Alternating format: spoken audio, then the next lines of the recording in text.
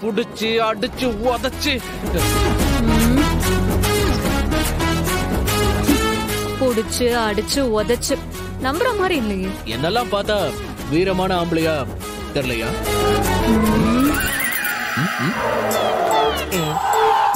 தெரியல. யார் நம்பினாலும் நம்புவாங்க, எந்த புருஷனையும் பொண்டாட்டி நம்புறதே கிடையாது. அடியே இலக்கியா, ஒரு நாள் இல்ல ஒரு நாள் இந்த ரவியோட வீர தீர சாகசம் நியூஸ்ல வரும், சோசியல் மீடியால ட்ரெண்ட் ஆகும். அன்னைக்கு நம்புபடி இந்த ரவி யாருன்னு. இலக்கியாவே அவனை மதிக்க மாட்டேங்கிறா. இவன் எப்படி போலீஸா இருப்பான்?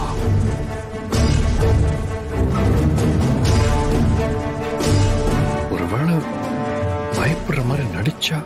குத்ரா குத்ரா. போலீஸ் ஸ்டேஷன்ல எது போலீஸா? ஐயோ, இப்ப என்ன பண்ணுவேன்? எங்க போய் ஒளிஞ்சுப்ப? ஐயோ, நான் எங்க போறது? இது ஓகே. இங்க பாரு, யாரு கேட்டாலும் நான் இல்லன்னு சொல்லிடு. சரியான பயந்தாங்கோலியா இருக்கையா? உன்னெல்லாம் என் புருஷன் சொல்லி என் தலையில கட்டி வச்சாங்க பாரு, அவங்கள சொல்லணும். போலீஸ் ஸ்டேஷன் பக்கத்துல உள்ள டிபார்ட்மெண்ட் ஸ்டோர்ல மல்லிகை சாமான்ல பேக் பண்ணி வச்சிருக்காங்களாம். அத போய் வாங்கிட்டு வா போ. என்னது மல்லிகை சாமானா? நான் கூட என்னமோ நினைச்சேன். அம்மா, எப்பவும் வேற கடையில தானே வாங்குவோம், இப்ப என்ன புதுசா? இப்ப என் கடையை மாத்துறீங்க? அது எங்க இஷ்டம், சொல்றத மட்டும் செய். போ. ஓகே. இலக்கியா ஒரு நிமிஷம். என்ன இப்போ நடந்ததெல்லாம் வச்சு நான் அதை திருடனை பிடிக்கலன்னு மட்டும் நினைச்சிடாத.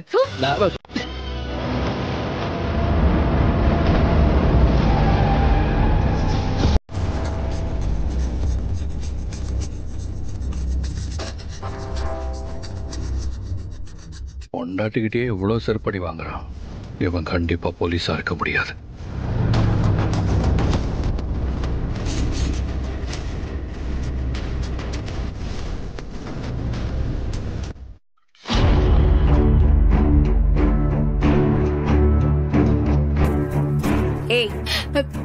இந்த வீட்ல நான் என்ன சொல்றேனோ அத கேட்டுதான் நீ நடக்கணும். அப்பதான் கடைசி வரைக்கும் நீ இந்த வீட்ல இருக்க முடியும். புரியுதா? சரிங்கம்மா, நீங்க என்ன சொல்றீங்களோ அதையே செய்யறேம்மா. சமந்தி, வாங்க சமந்தி, வாங்க.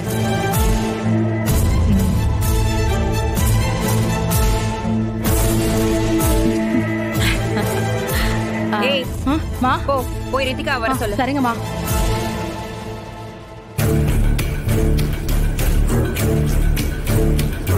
என்ன சமந்தி, ஒரு நாள் கூட பொண்ண பார்க்காம இருக்க முடியல போல?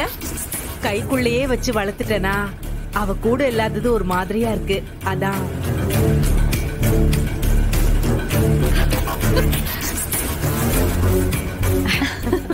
ரித்திகா, வா வா. என்ன ரித்திகா, உங்க அம்மாவும் அத்தையும் எப்படா விடியும், எப்படா வந்து உன்னை பார்க்கணும்னு காத்துக்கிட்டே இருப்பாங்க போல இருக்கு. சரி சரி ரித்திகா, நீ அவங்களுக்கு காஃபி போட்டு கொடு. எனக்கு ஒரு சின்ன வேலை இருக்கு, நான் முடிச்சிட்டு வந்துடுறேன். ரொம்ப ஸ்ட்ரிக்ட் போல. ஏய், ஆள் வந்திருக்கிறது தெரியல. சொல்லுங்கம்மா. போய் 3 பேருக்கும் காஃபி போட்டு கொண்டு வா. பால் பாக்கெட் வாங்கணுமா? போய் வாங்கிட்டு வந்துடுறேம்மா. இவ்ளோ பெரிய வீட்ல பால் பாக்கெட் கூட வாங்கி வச்சுக்க மாட்டீங்களா? இல்லம்மா, இன்னைக்கு போட்ட பால் காலி ஆயிடுச்சு, நான் போய் வாங்கிட்டு வந்துடுறேம்மா. சரி போ. மா, ஏன்னா நீங்க மட்டும் வந்திருக்கீங்க? அம்மாவையும் தீபாவையும் கூட்டிட்டு வந்திருக்கலாம்ல. சும்மா சும்மா எல்லாரும் வந்தா நல்லா இருக்காது ரித்து. அப்படி வந்தா இங்க இருக்கிறவங்களுக்கு சங்கடமா இருக்கும் ரித்து. சரி, உனக்கு இங்க எல்லாம் ஓகே தானே? அது எப்படி சரியா இருக்கும் ஜமுனா? அதான் இவ நிம்மதியை கெடுக்கிறதுக்கே நம்ம வீட்ல இருந்து ஒண்ணு இங்க வந்து உட்கார்ந்துருக்கேன்.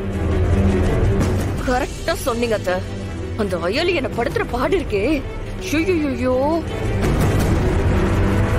அந்த இந்திராணிய கைக்குள்ள போட்டுக்கிட்டு என்ன ஆட்டம் ஆடுறா தெரியுமா? ஏய், அவ எந்த ரூம்ல இருக்கா ரித்திகா? அதுக்கெல்லாம் ஒரு குறையும் இல்லம்மா. எனக்கு ஈக்குவலா இல்ல, என்னை விட அவளுக்கு கவனிப்பு கொஞ்சம் ஜாஸ்தியா தான் இருக்கு. நம்ம வீட்ல பார்த்த அயலி இவதானு சந்தேகப்படுற அளவுக்கு இங்க கொஞ்சம் ஓவரா தான் ஆடிக்கிட்டு இருக்கா. இது எல்லாரும் முன்னாடியும் என்ன கை நீட்டி அடிக்கிறாமா? இந்த வீட்ல நீ ஒட்டிக்கிட்டு இருக்கிறதுனால இந்த வீட்டுக்கு நீ ஓனர் எல்லாம் ஆயிட முடியாது. புரியுதா உனக்கு? அக்கா எங்க சித்திக்கும் அத்தைக்கும் நான் டீ போட்டாதான் பிடிக்கும். அது கொடுங்க. கொடுங்க. இந்தாங்கம்மா. ஐலி, அப்படின்னா இஞ்சி டீ போடு, நம்ம எல்லாரும் குடிக்கலாம்.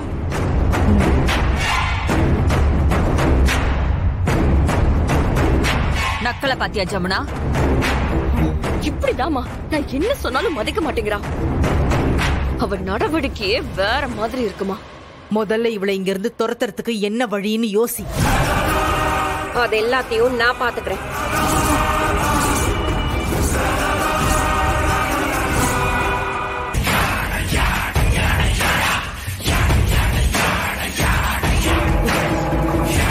எனக்கு அந்த அயலியையும் சிவாவையும் பார்த்தாலே அப்படியே பத்திக்கிட்டு வருது. ரெண்டு பேரையும் எப்படியாச்சும் இந்த வீட்டை விட்டு துரத்தியே ஆகணும். எங்கத்த துரத்துறது? அதான் இந்திராணி அண்ணியே ரெண்டு பேருக்கும் ஃபுல் சப்போர்ட் பண்றாங்களே, அப்புறம் எப்படி அத்த பண்ண முடியும்? எல்லா நேரமும் ஒரே மாதிரி இருக்காது ரித்திகா. ஒரே ஒரு தப்ப மட்டும் அந்த அயலி பண்ணட்டும், அதுக்கப்புறம் பாரு வேடிக்கைய. கூடிய சீக்கிரமே இது எல்லாத்துக்கும் நான் ஒரு முடிவு கட்டுறேன்.